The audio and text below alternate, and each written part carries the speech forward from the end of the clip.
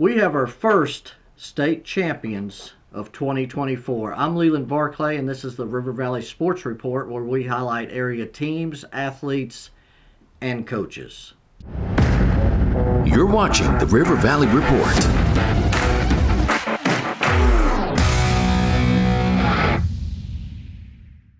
Saturday afternoon, the Van Buren Pointers won the Class 5A Dual State Championship in wrestling, their third in a row. We talked with Van Buren wrestling coach John Petrie about the win on Saturday and also the three-peat. What was kind of the key? Well, I think having been there with these younger guys really helped. I mean, they weren't overwhelmed with, hey, this is our first state championship or our second state.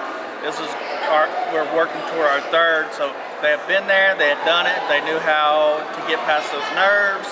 And I think it really showed up when it mattered most, when the score was super close. And it also helped that we ended the duel in the championship round with our undefeated 113-pounder, Don O'Kelly, just going out there and sticking a kid in 30 seconds and calling it a night. So, yeah, it's exciting. And just, I think having been there really helped. Well, and gosh, 3 in a row for these, for the seniors going out. What an accomplishment. Sure, yeah, 3 in a row for the seniors going out. The crazy thing is I only have 2 seniors. So, Owen at 126 and Colton Sims at 175. This is Owen's first year to wrestle for us, and Colton's been here all 4 years, so he's had the experience, but the majority of our team are underclassmen and juniors, so they'll all be back for hopefully the 4th one. Also on Saturday, the Waldron Bulldogs 4x400 relay team of Kylan Fielding, Damian McPherson, Landon DeFore, and Tegan Johnson were state champions at the Class 4A Indoor State Track Meet at the University of Arkansas. Also at the state indoor meet on Saturday in Class 3A, the Boonville Lady Bearcats won the 4x800 relay consisting of Abby Schloop and triplets Tiffany, Vanessa, and Christina O'Neill. We talked with the triplets after their victorious run on Saturday. To run as sisters, how neat is that? It's really cool. So it's the best feeling ever. But you didn't have any idea that you could win. No, we were not expecting to win at all. We actually, when our coach told us, we thought he was joking. Yeah. We texted it like 4 times. We were like, "Are you for real?" So you didn't even actually know that you had won when you ran. Yeah. So what was kind of the feeling when you found out you did win? It was surprise. Okay. In Class 3A, Mansfield Dominic Shores won the 60-meter hurdles and Daisy Nelson won the 60-meter dash. Shores also was the pole vault champion. The quartet of Gunnar Williams, Cooper Edwards, Joseph Carter, and Josiah Williams won the 4x800 relay. Mansfield Braxton Bartlett won the 200-meter dash. Magazine's Jalen Sims won the Class A/2A girls shot put, and Magazine's Elizabeth Merritt was the dual state champion, winning both the 1,600 and 3,200-meter runs on Saturday. On the hardwood, February began with one of the biggest games of the season, with the Greenwood Lady Bulldogs hosting Russellville last Friday in a battle of 2 teams at the top of the 5A West standings. In the first meeting between the 2 teams in early January in the conference opener, Greenwood prevailed 71-70 in overtime at Russellville. But oh, what a difference a month makes. On Friday night, Greenwood routed Russellville 89-55 in the rematch at Greenwood. All 5 starters scored in double digits for the Lady Bulldogs, with Anna Trusty and Brooklyn Woolsey pouring in 21 points apiece. Izzy Smith and Kylie Piercy each scoring 15, and Carly Sexton adding 13. Russellville led 20-18 after a hectic first quarter, but Greenwood reeled off a 17-0 scoring run to start the second quarter with Woolsey hitting a three and adding a steal and a layup. Trusty then scored 4 baskets in a row. Smith drove for a bucket, and Sexton added a jumper inside for a 35-20 lead with 2:47 left before halftime. Sexton is one of 3 senior starters for the Lady Bulldogs, and she had this to say after the win. I guess for you guys, a big difference between this game and the first meeting? Oh yeah, most definitely. We messed up so many times. There were just like open cuts that normally we would be there. We were not in the right spot ever. That was the problem the first game. Did Coach Reeves kind of remind you of that a couple of times Yeah. the last couple of days? Yeah, we worked on it like every day in practice, figuring out where we need to be in the right spot. Yeah. You hit a big three-pointer to start the third quarter that you guys scored 35 points. How big is it to kind of get off to a start like that? Oh, it's a big thing, like getting that momentum, starting off the game, especially because all these teams are trying to beat us. So like we got to start off good and like keep it going the whole time. And you had you missed a shot there, barely hit the rim. You got the rebound, then you stepped out and hit a three. How important is that confidence? I guess yeah, just forgetting about that shot. They always say the most important shot's your next one. So just trying to think about that and get the team win. Being a senior too, what's kind of been, do you think, your role on this team? It's definitely changed because we lost 2 big defensive players last year, so I've had to change the defensive spot and step up offensively too. So both sides of the ball had to be different. Senior Anna Trusty moved into 3rd place all-time in Lady Bulldogs history in scoring last week, and we talked with Trusty about the win on Friday night and how it was different from the first game. And the first time you guys played? We knew we had to play like a lot more aggressive. Last time our defense was terrible, so we came out ready for this one. Our defense was a lot better, so we were ready. Was it kind of that defense that spurred that 17-0 run in the second quarter? Yeah, we were getting stops, so then we would like convert that and go score on offense. Of course. Steals.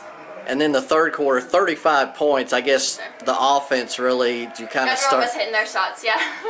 It seemed like too everybody was kind of sharing the ball real well too Yes, sir. during that spell. How important was that? That was very important. The ball movement was great that quarter. Yeah, that's why we scored so much, because everyone was sharing the ball. So. Also, Greenwood head coach Clay Reeves had this to say after the victory. You know, we started out well the last time we played them, and you know, we scored 71 points the first time we played them, and we didn't really shoot very well. And which, you know, you score 71, you never say you don't shoot very well. But we missed a lot of shots that we normally hit. You know, they played, when we played at their place, they shot really good. They got shots in a lot of places that, you know, hurt our defense. And, you know, we tried adjusting, and everybody was hitting every shot for them the last time we played. So we worked on stuff to try to get to those shots a little bit better. Of course, the first quarter tonight, they were hitting those shots again. So, you know, we tried to change our defense a little bit to get to them a little better, because they've got a really good team. They've got really good players, really good shooters. I mean, they're a good, great team all the way around. I mean, so we knew we had to play, and our kids were extremely ready to play. I mean, from after Tuesday night, Wednesday, Thursday, and Friday, they were 100% focused, ready for this game. 17-0 run, obviously, in the second quarter helped you a bunch. It did, you know, and our kids just played hard the whole night. They were where they needed to be, anticipating good, and I say we shot really good tonight and played good defense, rebounded a lot better than we did the first time, and our kids know that fortunately we've been able to score. We've got some really good shooters and ball handlers, and they know I usually say something about defense and rebound most of the time, and we did a lot better job of that tonight, and I think that made the difference. And then 7 3-pointers in the third quarter. The 17-0 run got you ahead. Third quarter obviously put the game away. Yes, I mean, our kids, you know, they just came out ready to play. I think at Russellville earlier in the year, I think we were 10 points ahead at half. And, you know, and then the next thing you know, it was back and forth the whole game. And, you know, these kids had been in that situation before. You know, I said, what would happen if we were 13 or 14 down at half? And they know the mentality they would have to have. I said, that's the mentality they have right now. So you got to come out and take their best shot, because they're sure going to give it to you starting the third quarter. On Tuesday night, the Van Buren Pointers rolled to a 77-43 win over Greenwood. The Pointers led start to finish. After taking a 16-12 lead after a quarter, they scored 21 points in the second quarter for a 37-21 halftime lead, and then put up 33 points in the third quarter to invoke the mercy rule. We talked with senior guard Jackson Cazell after the game, and also Van Buren head coach Brad Autry. Really just kind of had like a slow start to the first quarter for us, really. So we were just kind of picking each other up, making sure that we start out the third quarter like we know how to, and just moving the ball, finding open spots and gaps in that zone, and just trusting each other, make shots, and especially with Trenton scoring 31, that's awesome. Was that a big deal at halftime? You guys talked about coming out and playing well in the third quarter? Oh yeah, for sure. Because over the last couple games, it's been, and especially through conference, it's been like our focal point to make sure we come out punching metaphorically, to make sure we get like a jump on a big lead to start the second half. Second and third quarters obviously were the keys. Yeah, I thought we came out with a renewed intensity in the second half, moved the ball well offensively, and created some easy baskets defensively. We call that the Trenton Cooley effect. And so I think that loosened us up a little bit. We were able to make some shots and put some distance between us and Greenwood. It's a big lift too to get, those steals and layups, and then, get those turned into three-point plays. Yes, absolutely. I think Trenton has an uncanny ability to get his hand on the ball.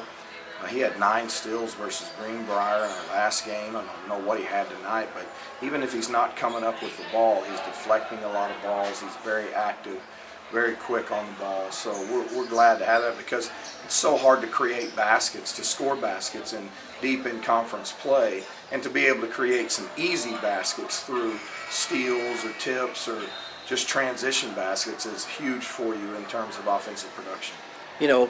It's always nice to come out, after a lead at halftime, to come out in the third quarter and get off to a good start. And man, you guys did that real well tonight. Yeah, I don't know exactly how it all went down, because I'll have to go back and look at it, but I felt like we had great energy coming out from the first possession on, and we were able to create some, as I said, some baskets off turnovers, made a few shots, and that loosens everybody up a little bit. Northside swept Rogers on Tuesday, with the Grizzlies winning 74-65 behind Marco Smith's 23 points and Derek Shepard's 22, while the Lady Bears reeled off their 9th straight conference win with a 70-53 win. That brings us to the weekly segment, Gimme 5. These are the top 5 performances of the past week in the River Valley. We start, of course, with the Girls Player of the Week, Ariana Gooden of Northside. Gooden was 10 for 10 from the free throw line, scored 24 points, and had 6 rebounds in a 64-63 win at Springdale Harbor on Friday.